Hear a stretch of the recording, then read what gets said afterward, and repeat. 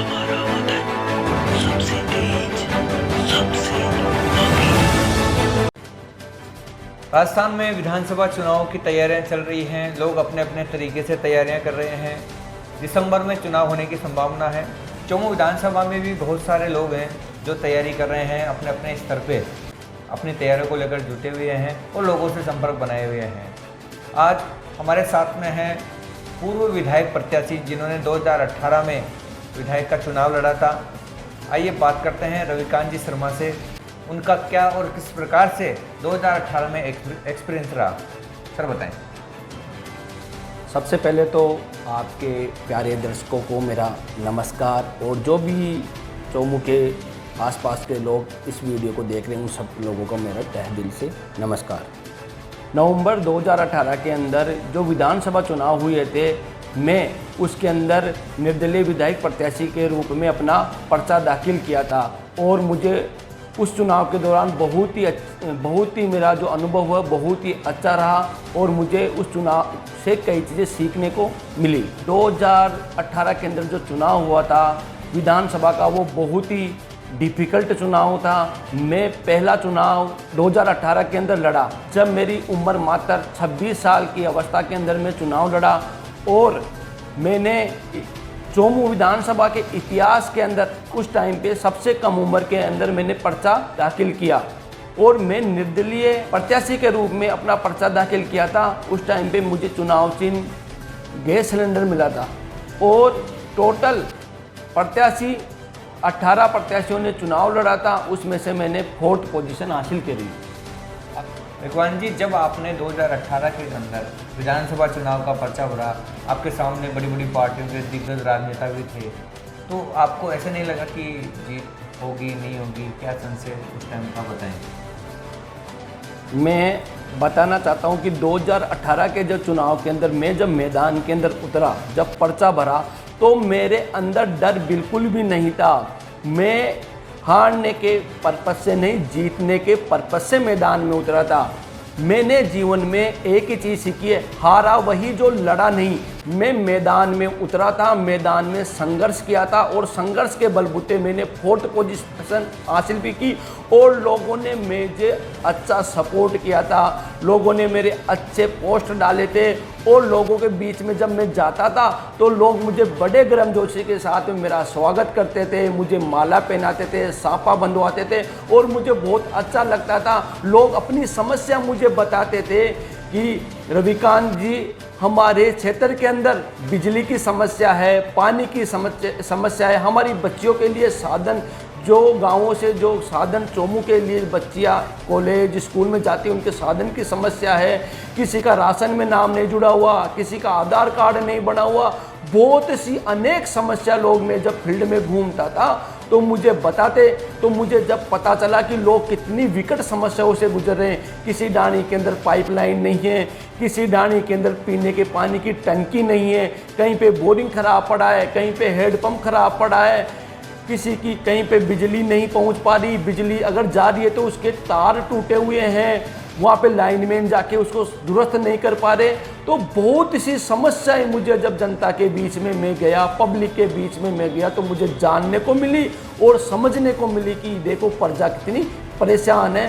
जो पिछले काफ़ी समय से बीजेपी और कांग्रेस बारी बारी से चौमू के अंदर राज कर रही थी, तो मुझे लगा यार इतने साल हो गए, ये 70 साल से कभी बीजेपी आती है कभी कांग्रेस आती है, कहीं पे गाँव में लाइट नहीं पहुंच रही है, कहीं पे पानी नहीं पहुंच रहा है, स्कूलों की स्थिति इतनी बदतर थी, कहीं पे बच्चों के लिए टॉयलेट की सुविधा नहीं थी, और स्टाफ के लिए भी टॉयलेट की सुविधा नहीं थी। तो इस प्रकार की बहुत ही अनेकों समस्याएँ थी। जो सरकारी हॉस्पिटल थी, डिस्पेंसरी वगैरह, उनके हालात बदतर थे, वहाँ पे सुविधा इतनी नहीं थी जितनी होनी चाहिए। चौमू का जो बड़ा हॉस्पिटल है, सरकारी हॉस्पिटल, उसकी हालत भी आज भी आप जाके देखोगे तो बहुत ही दयनीय है। वहाँ पे प्राइवेट हॉस्पिटल वाले बॉडी को रेफर करते हैं पोस्टमार्टम के लिए। मैं तो इसको पोस्टमार्टम हॉस्पिटल के नाम से बोलूँगा। यहाँ पे जो बॉडी आती है वो पोस्टमार्टम के लिए आती है, और यहाँ पे किसी भी प्रकार की कोई भी मरीजों के लिए सुविधा नहीं है।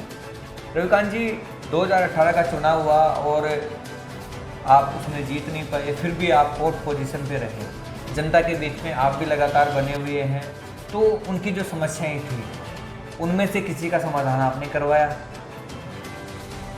हाँ राम गोपाल जी, आपने बहुत ही अच्छा क्वेश्चन पुटअप मेरे से किया है। मैं आपको बताना चाहता हूँ, मैंने 2018 के चुनाव के बाद में लगातार जनता के मैं संपर्क में रहा हूँ। जो लोग मेरे से समस्या लेके आते हैं, मुझे बताई है, मैं उनका किसी ना किसी माध्यम से उन समस्याओं का समाधान करवाने का मैंने कोशिश करी है।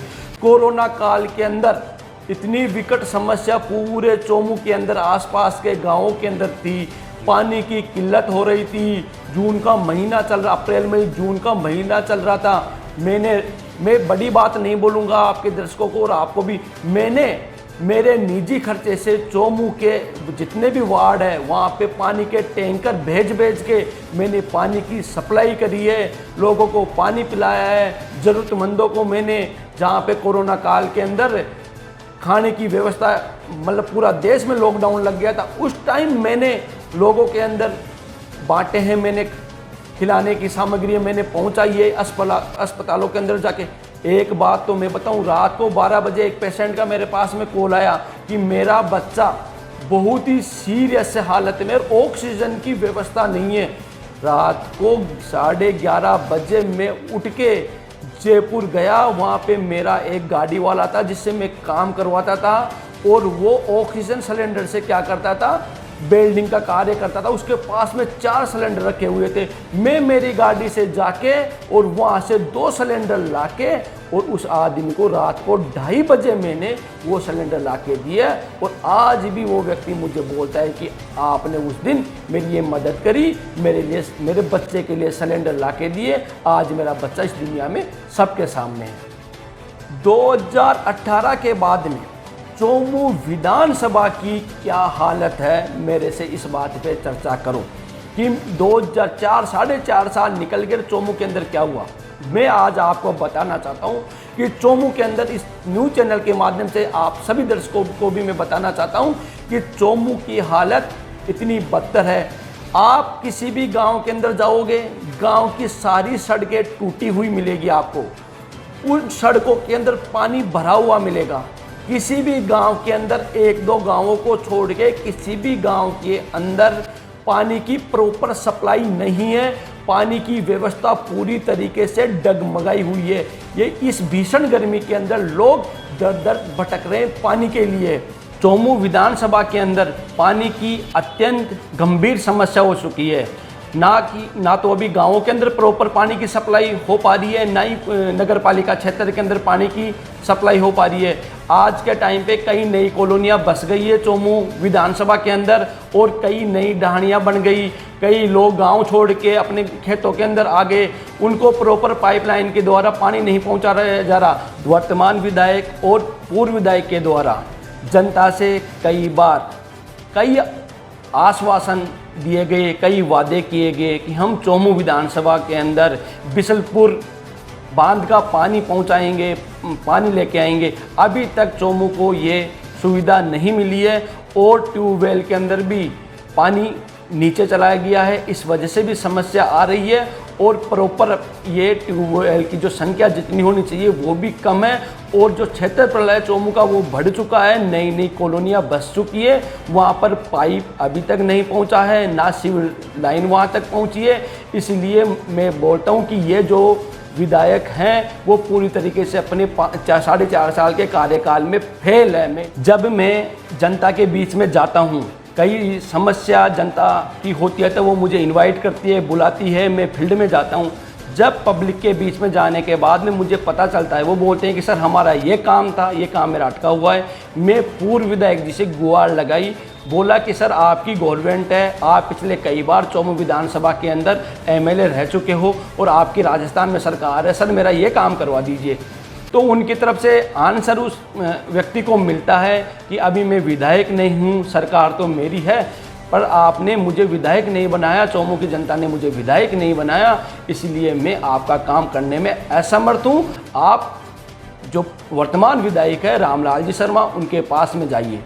जब वो व्यक्ति रामलाल जी के पास में जाता है और वहाँ पे जाके अपनी समस्या उनके पटल पे रखता है, उनके दरवाजे पे रखता है, और उनके ऑफिस में रखता है कि सर मेरी ये समस्या है, मैं इससे पहले वहाँ पर भी जाके आया हूँ, अब आपसे गुहार लगाने के लिए मैं यहाँ पे आया हूँ, मेरी समस्या का समाधान कीजिए। तब रामलाल जी का एक ही जवाब मिलता है, वो रटा रटाया कि मेरी सरकार नहीं है, मेरी गवर्नमेंट नहीं है, अभी मैं असमर्थ हूँ, मैं विधायक तो हूँ, मेरे पास में कोई पावर ही नहीं है, मैं तो एक आम आदमी की जैसे हूँ, मैं कोई काम ही नहीं कर सकता। ये आंसर उस व्यक्ति को मिलते हैं। तो ये चीज़ें मुझे पब्लिक के बीच में जब जाता हूँ तब मैं सुनता हूँ तो मुझे बहुत ही दुख होता है कि ये तो 5 साल पब्लिक के साथ में इन लोगों ने मिलके बहुत बड़ा छलावा कर लिया, चोमू की पब्लिक बहुत पीछे रहेगी। 2018 में जब आपने चुनाव लड़ा तो उस टाइम का कोई एक्सपीरियंस हमारे साथ शेयर करना चाहेंगे जो आपको हमेशा याद रहता हो? मैं आपको और आपके दर्शकों को बताना चाहता हूं कि जब मैं 2018 का चुनाव लड़ा उस टाइम पे दोनों पार्टियों के अंदर जब मैंने फॉर्म भरा, पर्चा दाखिल किया, दाखिल करने के उपरांत दोनों पार्टियों के अंदर भूचाल आ गया, भूकंप आ गया, वाइब्रेट करने लगे कि ये नया कैंडिडेट, ये रविकांत शर्मा कहाँ पर मैदान में आ गया। इसके बाद में मुझे इन पार्टियों के द्वारा, मतलब खासकर बीजेपी पार्टी के द्वारा मुझे ज़्यादा परेशान किया गया। मुझे बोला गया कि तेरी अभी उम्र नहीं है, तू चुनाव क्यों लड़ रहा है, तू चुनाव मत लड़, तू हमारे से कुछ पेमेंट ले ले और कुछ कर ले और अपनी बीवी को लेके गोवा चल जा, गोवा घूमने चल जा, तुझे अभी ज़रूरत कहाँ पर है चुनाव लड़ने की। उस टाइम पे मैं बहुत आहत हुआ, मेरा मन बहुत ही दुखी हुआ और मैंने जो लोग मेरे पास में ऑफर लेके आए थे मैंने उनको एक ही चीज़ बोली कि ये ऑफर जिस व्यक्ति ने आपको दे के भेजा है उसी को जाके बोलना कि मेरे से 100-200 रुपये लेके आप ही बैठ जाओ और इस रविकांत शर्मा को जो अभी 26 साल का नौजवान है और जिसकी बोलने में भी अच्छा है, पब्लिक के अंदर जाएगा, अच्छे जज्बे और जोश के साथ में काम करेगा, इस व्यक्ति को ही समर्थन दे दो। मैं उन लोगों में से नहीं हूँ, भ्रष्टाचारियों में से नहीं हूँ जो तुम्हारे टुकड़ों के, जो तुम मुझे टुकड़े डालते उन टुकड़ों से मैं जाके बैठ जाता। उनको मैंने एक ही बात बोली, चाहे से मुझे रविकांत शर्मा को खुद का एक वोट मिले, मैं तुम्हारे सामने मैदान में डटा रहूंगा और तुम्हारे से डटकर मुकाबला करूंगा, कभी तुम्हें मैं पीठ दिखा के नहीं भगूंगा, चाहे मुझे आप जो भी मेरे साथ में करो। इन लोगों ने मुझे बड़े बड़े लोगों से धमकियां भी दिलवाई कि तेरा हम ये कर देंगे, तेरा हम वो करवा देंगे, तुझे हम घर से बाहर नहीं निकलने देंगे, चोमू के अंदर तुझे पैर नहीं रखने लेके, तू अपना पर्चा वापस ले ले, ये टाइम है तेरे पास में, पर्चा वापस ले ले। मैंने उनको एक ही चीज़ बोली, रविकांत शर्मा निडर है, भगत सिंह की संतान है और मेरे शरीर के अंदर आज़ादी का खून है। मेरे पूरे शरीर में एक आज़ाद भारत देश का खून दौड़ रहा है, गुलामी का खून नहीं दौड़ रहा। चाहे मुझे मेरा सरी कलम क्यों नहीं करवाना पड़े, चाहे से मुझे फांसी के फंदे पर ही क्यों नहीं लटकना पड़े, चाहे मुझे जेल ही क्यों नहीं जाना पड़े, मैं तुम्हारे खिलाफ चुनाव लड़ूंगा और तुम्हारे से डटकर मुकाबला करूंगा और तुम पब्लिक के साथ में जहां पर भी गलत करोगे और पब्लिक का काम के अंदर तुम टांग अड़ाओगे और उस काम को नहीं करोगे तो मैं तुम्हारा विरोध हमेशा करूंगा। और मैंने पूरा चुनाव डंके की चोट पे लड़ा। इन लोगों ने मेरा बाल भी बाका ये लोग नहीं कर पाए और मैंने चोमू विधानसभा के अंदर 4th पोजीशन, 17 व्यक्तियों में से 4th पोजीशन हासिल करी मैंने और मेरा चुनाव एक बहुत अच्छा रहा, अनुभव भी मुझे बहुत अच्छा मिला। रविकांत जी, 2018 में आपके जो पिताजी थे वो बीजेपी के कार्यकर्ता थे, उस टाइम कोई परेशानी का सामना करना पड़ा? आप निर्दलीय चुनाव लड़ रहे थे। हाँ, ये भी मैं आपको, आपने बहुत ही डिफ़िकल्ट क्वेश्चन आपने मेरे से किया है, ये भी मैं आपको बताना चाहता हूँ कि हाँ, उस टाइम पे मेरे खुद के संघर्ष पे मैंने चुनाव लड़ा था।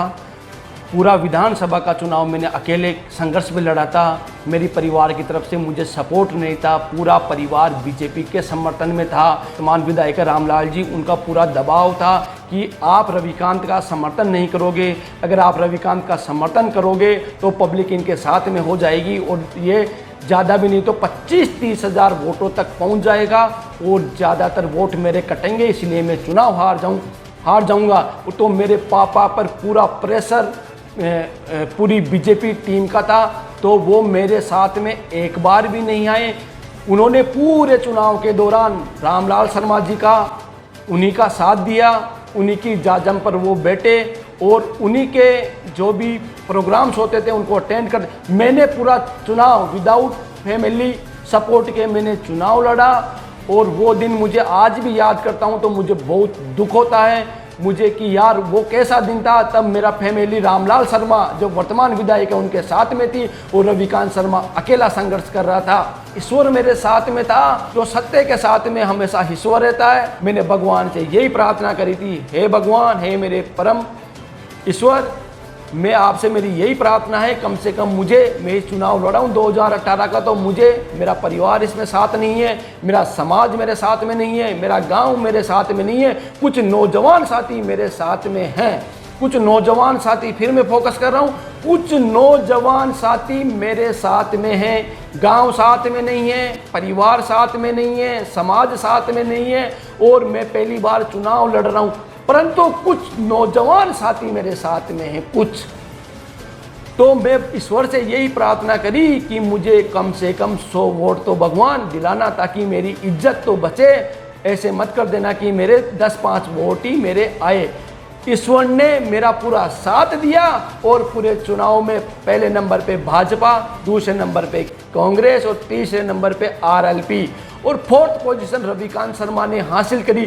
3 दिग्गज पार्टियां थी, उसके साथ में एक निर्दलीय प्रत्याशी ने भी बराबर का उनका टक्कर देते हुए एक अपनी पहचान स्थापित करी। एक चीज मैं इसके साथ में बताना चाहता हूं, चोमू विधानसभा के अंदर जो हमारा हरियाणा गौड़ ब्राह्मण समाज है, इसके 70 साल के इतिहास में, इसके 70 साल के इतिहास में पहला बंदा रविकांत शर्मा है जिन्होंने एमएलए की दावेदारी करी है, एमएलए कैंडिडेट चोमू विधानसभा से खड़ा हुआ। आज से पहले जो भी लोग थे, जो भी उन्होंने या तो कांग्रेस की दरी पट्टी बिछाई है या भाजपा की दरी पट्टी बिछाई है, अभी भी वो यही कर रहे हैं, खुद भी यही कर रहे हैं और अपने जो भी युवा साथी हैं, युवा बच्चे हैं, उनको भी इसी प्रकार का मोटिवेशनल वो दे रहे हैं कि दरी पट्टी बिछाओ, फूल माला उनके लिए लेके खड़े रहो। रविकांत शर्मा पहले भी गुलाम नहीं था, आज भी गुलाम नहीं है और आगे भी गुलाम नहीं रहेगा। ये राम गोपाल जी, ये आपके सभी दर्शकों के साथ में ये मैं वादा कर रहा हूँ कि मैं पहले भी गुलाम नहीं था और आगे भी गुलाम नहीं रहूंगा। इनका विरोध डंके की चोट पे रविकांत शर्मा करता रहेगा। अभी कुछ समय पहले वर्तमान विधायक जी के द्वारा चोमू विधानसभा के अंदर एक जन आक्रोश सभा रखी गई। उस जन आक्रोश सभा के अंदर आक्रोश इन बातों पर प्रकट नहीं किया गया। उन्होंने नहीं बताया कि 2014 से पहले रसोई गैस सिलेंडर मात्र 350 रुपये में मिलती थी और आज 1150-1200 रुपये के अंदर गैस सिलेंडर मिल रहा है। इसके ऊपर जन आक्रोश प्रकट नहीं किया गया। एक दूसरा नंबर पे है 2014 से पहले पेट्रोल 60 रुपये के अंदर मिला करता था, आज 115 रुपये तक इसके प्राइस पहुंच गए। उसके ऊपर जन आक्रोश प्रकट नहीं किया गया। 2014 से पहले बताया जाता था कि काला धन आएगा और सबको 15 लाख रुपए उनके खातों के अंदर आएंगे। अभी 10 साल का शासन हो चुका, 10 साल करीब 8-9 साल का शासन हो चुका बीजेपी सरकार का केंद्र में, अभी तक काला धन आया नहीं और किसी के भी खाते में 15 लाख रुपए छोड़कर 15 पैसे तक उनके खाते के अंदर क्रेडिट नहीं हुए। उसके ऊपर जन आक्रोश प्रकट नहीं किया गया। नोटबंदी जो देश की सबसे बड़ा घोटाला था, उसके ऊपर जन आक्रोश प्रकट नहीं किया गया। आज के टाइम पे जो महंगाई है, पहले ये नारा देते थे बहुत हुई महंगाई की मार, अब की बार मोदी सरकार। आज आप देखोगे कि इतनी महंगाई, लोगों की कमर टूट गई, लोग अपनी रसोई को मेंटेन नहीं कर पा रहे हैं, लोग सब्जी नहीं खरीद पा रहे हैं, अपने बच्चों के लिए दूध नहीं ले पा रहे हैं, अच्छा उनके लिए गेहूं का दाना परचेज नहीं कर। महंगाई बहुत ही तीव्र गति से बढ़ गई। उस टाइम पे एक चीज़ और बोली जाती थी कि डॉलर बहुत ज़्यादा हो गया, डॉलर के रेट 48 हो गए, 47 हो गए, बहुत ज़्यादा डॉलर के रेट हो गए। पिछले 9 सालों में भाजपा की सरकार है और इन 9 सालों के अंदर डॉलर के रेट 70 प्लस कर गए, 80 तक पहुंच गए। वो चीज़ इस जन आक्रोश के अंदर प्रकट नहीं किया गया। मतलब ये जो जनता को मुद्दों से भटकाने का काम ये लोग करते हैं। रविकांत जी, महंगाई राहत शिविर भी राजस्थान सरकार के द्वारा लगाए जा रहे हैं, इनके बारे में आपका क्या कहना है? महंगाई राहत शिविर जो लगे हुए हैं, जितनी पब्लिक को राहत मिलनी चाहिए उतनी ना तो केंद्र सरकार की तरफ से मिल पा रही है और ना ही कांग्रेस सरकार की तरफ से मिल पा रही है। दोनों को मतलब कांग्रेस बीजेपी जो केंद्र में सरकार है वो तो बिल्कुल ही नल एंड वॉइड है। उनकी तरफ से तो हर चीज़ के दाम बढ़ाए जा रहे हैं, कम नहीं किए जा रहे। बट कुछ हद तक 10% तक कांग्रेस ने थोड़ा सा राहत देने का काम ये किया है। मैं इसको एक्सेप्ट करता हूँ कि इन्होंने एक सबसे जो मुझे अच्छा इनकी एक स्कीम लग रही है जो इन्होंने सीखी है या कहाँ से लेके आए हैं मुझे नहीं पता, पर ये जो चिरंजीवी योजना बीमा जो चल रहा है स्वास्थ्य योजना का, ये बहुत अच्छी स्कीम है। इससे कम लोग अपने फैमिली के इलाज के लिए अपनी ज़मीन को गिरवी नहीं रखना पड़ रहा, अपने घर के गहने गिरवी नहीं रखने पड़ रहे और अपने मतलब पैसे के अभाव से अपने घर के किसी भी मेंबर की एक मौत हो जाती थी वो नहीं हो रही है, वो बच रहे हैं। क्यों? अभी इन्होंने बढ़ाकर इसको 25 लाख तक का कर दिया है। मैंने देखा था अभी राहत शिविर में इनको बताया जा रहा था इसके बारे में। इसको 10 लाख रुपये से बढ़ा के 25 लाख, तो ये 25 लाख तक के इलाज अगर पब्लिक को मिल रहा है मुफ्त के अंदर तो ये बहुत ही अच्छा चीज़ है और ये होनी चाहिए। मैं तो राजस्थान गवर्नमेंट से एक ही चीज़ की गुजारिश करूंगा कि आप ये जो चीज़ कर रहे हैं ये बहुत अच्छी कर रहे हैं, बहुत अच्छी बात है, इससे बेनिफिट मिल रहा है उन लोगों। पर मैं आपसे ये चीज़ चाहता हूँ कि ये आप अपने जो खुद के हॉस्पिटल है, सरकारी हॉस्पिटल है, इन पर वर्किंग स्टार्ट करें, इन पर काम स्टार्ट, इनको ही हाई लेवल बहुत अच्छे लेवल के हॉस्पिटल बनाएं, मल्टी स्पेशलिस्ट हॉस्पिटल इनको बनाएं ताकि लोग प्राइवेट हॉस्पिटल में जाके महंगा इलाज करवाते हैं जिससे सरकार को भी खर्चा वहन ज़्यादा करना पड़ता है और जहाँ पर 5,000 का इलाज होता है उसका वो 20 से 25,000 रुपये का बिल बना के देते हैं। इससे ये पूरा का पूरा जो भी इसका वजन आता है वो पूरा राजस्थान सरकार के पे आता है, उसके खजाने में से ये पैसा जाता है। तो मैं ये चाहता हूँ कि हर डिस्ट्रिक्ट के अंदर, हर तहसील के अंदर इतने वहाँ की पॉपुलेशन के अकॉर्डिंग, भाई यहाँ पे पॉपुलेशन 2 लाख है तो यहाँ पे कितने बेड का हॉस्पिटल होना चाहिए? 400 बेड का होना चाहिए, 500, 1000, 1500, 2000, उतने बेड का हॉस्पिटल इनको बनाना चाहिए। गाँवों के अंदर छोटे छोटे हॉस्पिटल, जो किसी को रात के टाइम पे बुखार हो गई, कोई इमरजेंसी क्रिटिकल प्रॉब्लम हो गई, उसके लिए उसको दूर शहर में नहीं भागना पड़े, उनका इलाज अपने गांव के अंदर हो जाए, अपने तहसील स्तर पे हो जाए, तो वहाँ पे छोटा क्लिनिक जो इमरजेंसी सेवाओं के लिए हो वो इनको खोलना चाहिए। मेरी इनसे ये राय है। रविकांत जी, लगातार आप जनता के बीच बने रहते हैं। 2023 के जो चुनाव हैं उनमें आपके क्या मुद्दे रहेंगे और किन मुद्दों पर आप अपनी दावेदारी पेश करेंगे? हाँ राम गोपाल जी, इसका भी मैं स्टैंड क्लियर कर देता हूँ। ये भी मैं आपको बता देता हूँ कि 2023 का जो सामने चुनाव आ रहा है उसमें बहुत मुद्दे हैं, बहुत ज़्यादा मुद्दे हैं। चोमू विकास के अंदर बहुत पीछे जा चुका है। कांग्रेस और बीजेपी का अब अस्तित्व चोमू में नहीं बचा है। यहाँ पर कोई नौजवान आएगा और चोमू को विकास के पथ पर आगे लेके जाएगा। एक बार 2 विधायक पूर्व विधायक बहुत हो गए हैं। अब इनका जेडीए का नगर पालिका पट्टा इनके पास में नहीं है। मैं तो आम जनता से, आम दर्शकों से, सभी से यही अपील करूंगा कि अब की बार इनको उखाड़ फेंको और किसी नौजवान चेहरे को, नौजवान व्यक्ति को मौका दो ताकि चोमू विकास के पथ पर आगे बढ़ सके। आगे जो भी मेरी प्लानिंग रहेगी, मैं अब की बार खुद चुनाव लड़ूंगा या नहीं लड़ूंगा या किसी नौजवान साथी का मैं समर्थन करूंगा, इसके बारे में मैं प्रेस रिलीज के माध्यम से सभी के सामने मेरा स्टैंड क्लियर करूंगा। अभी इस पर मेरा स्टैंड क्लियर नहीं है। ये थे रविकांत जी शर्मा, जो 2018 में इन्होंने विधायक प्रत्याशी का चुनाव लड़ा था और चौथे नंबर पर रहे थे। लगातार जनता के मुद्दों को ये उठाते रहते हैं और उनके सुख दुख में भागीदार बने रहते हैं। 2023 का चुनाव आने वाला है और दिसंबर में उसके चुनाव होंगे।